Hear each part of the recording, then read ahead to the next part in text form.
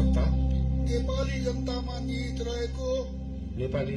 निहित रहेको नेपालको संविधानप्रति पूर्ण वफादार रही सत्यनिष्ठापूर्वक प्रतिज्ञा गर्दै ईश्वर, देश र जनताको नाममा शपथ लिन्छु कि प्रधानमन्त्री पदको जिम्मेवारी प्रचलित कानूनको पालना गरी मुलुक र जनताको भलो चिताई कसैको डर नमानी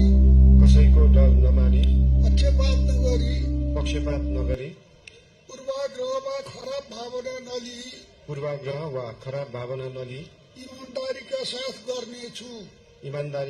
गर्नेछु र आफ्नो कर्तव्य पालनको सिलसिलामा आफूलाई जानकारीमा आएको कुरा म पदमा बहाल रहँदा वा नरहँदा जुनसुकै अवस्थामा पनि प्रचलित कानूनको पालना गर्दा बाहेक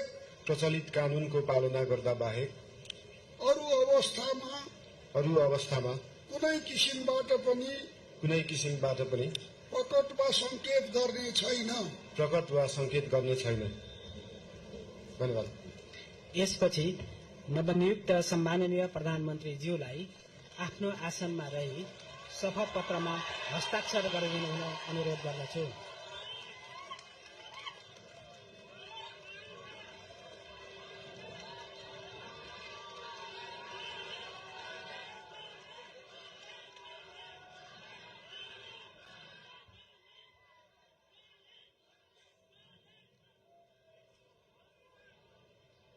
सम्माननीय प्रधानमन्त्री श्री बालेन्द्र शाहज्यूबाट प्रधानमन्त्री पदको पद तथा गोपनीयताको शपथ लिने काम सम्पन्न भएको छ।